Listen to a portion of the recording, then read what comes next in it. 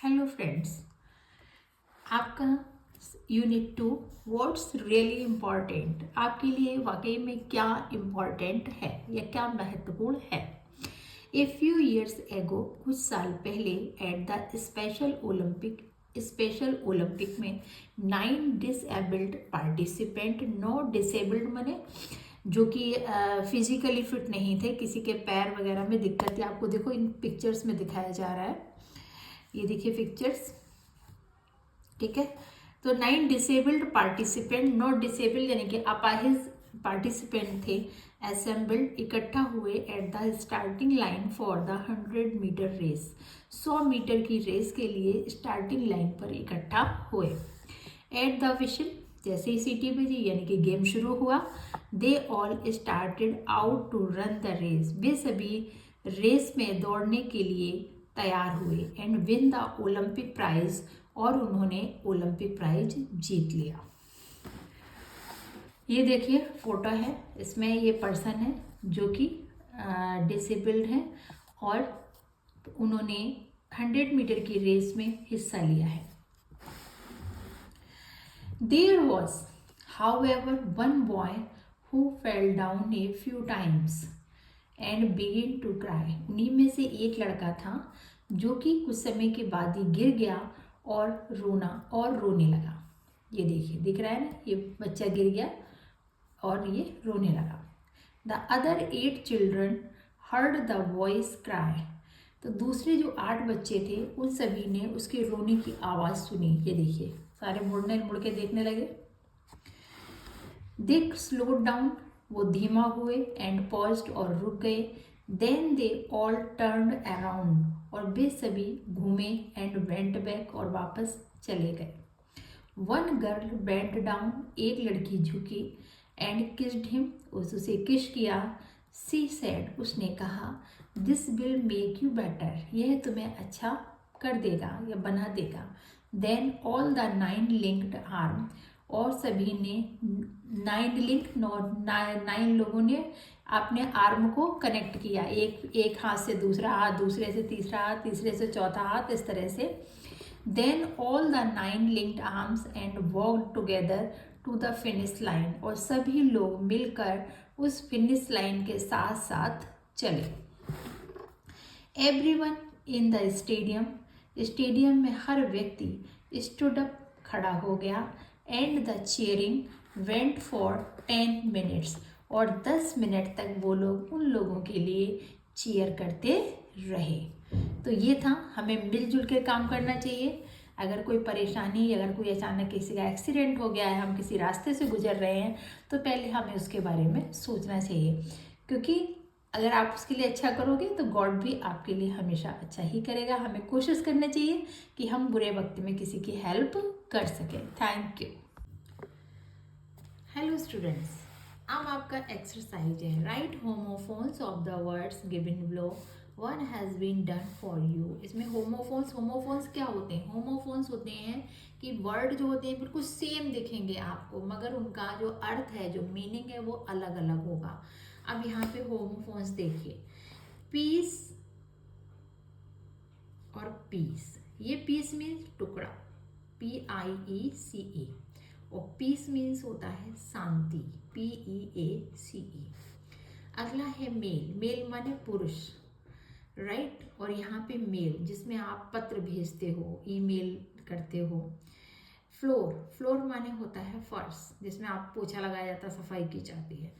और यहाँ फ्लोर माने होता है आटा, जिसमें आप रोटियां खाते हैं, चपातियां खाते हैं। हेयर माने बाल, राइट। और हेयर माने होता है रैबिट यानी कि खरगोश, HARE। प्लेन माने समतल, जैसे आप फर्श पे खेलते हो बिल्कुल प्लेन होता है। और ये प्लेन माने होता है हवाई जहाज, जो कि आसमान में उड़ता है। होल माने होता है छेद, बारीक से चूहे घुस जाते हैं, आपने देखा होल में घुस जाते हैं। होल माने होता है संपूर्ण, पूरे संसार की बात करते तो होल वर्ल्ड, राइट। वेट माने इंतजार करना, और वेट माने होता है वजन। एट माने होता है आठ, और ATE, एट माने खाया, ईट का सेकंड फॉर्म है, ईट, राइट। तो ये हुए आपके होमोफोन, जो देखने में सेम होंगे वर्ड्स मगर उनके अर्थ डिफरेंट डिफरेंट होते हैं, यानी कि अलग अलग होते हैं। अब आया आपका इन वर्ड्स को सही करना। ये था EOANC, ठीक है, ये था IPSN, ये था RGEPHOPASRS।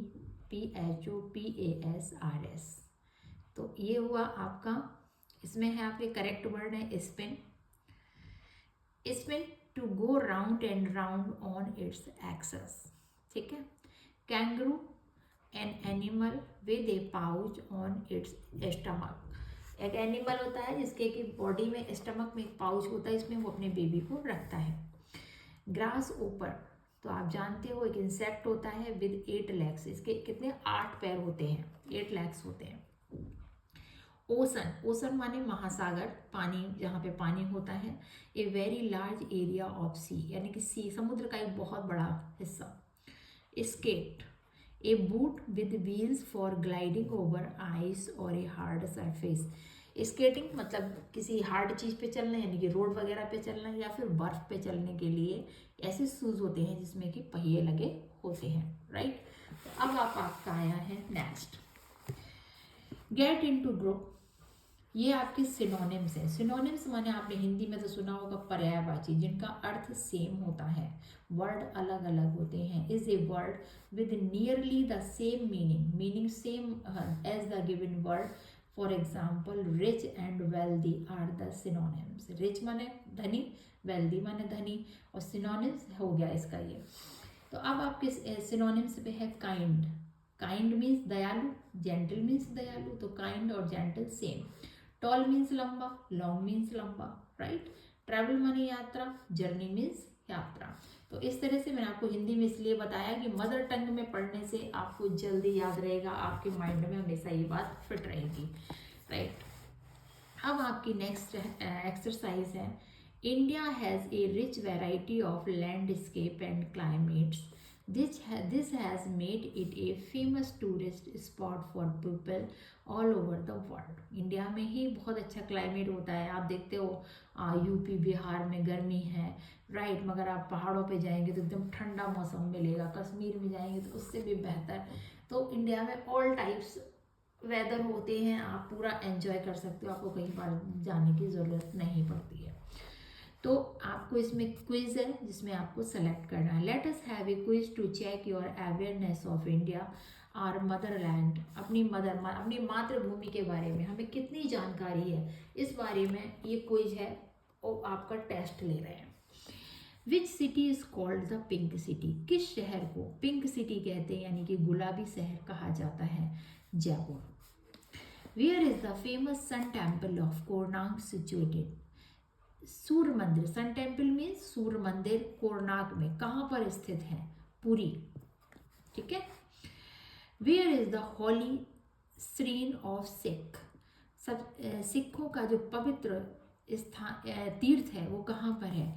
द गोल्डन टेम्पल, जैसे गोल्डन टेम्पल कहा जाता है, सिचुएटेड अमृतसर, अमृतसर में है, पंजाब में।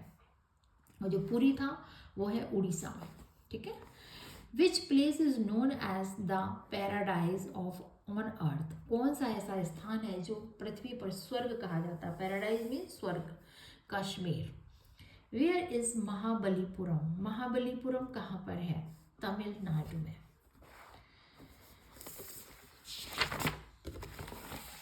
नेक्स्ट है आपका, which city is called the queen of Nilgiri hill. किस सिटी में क्वीन ऑफ नीलगिरी हिल कहा जाता है? किस शहर को?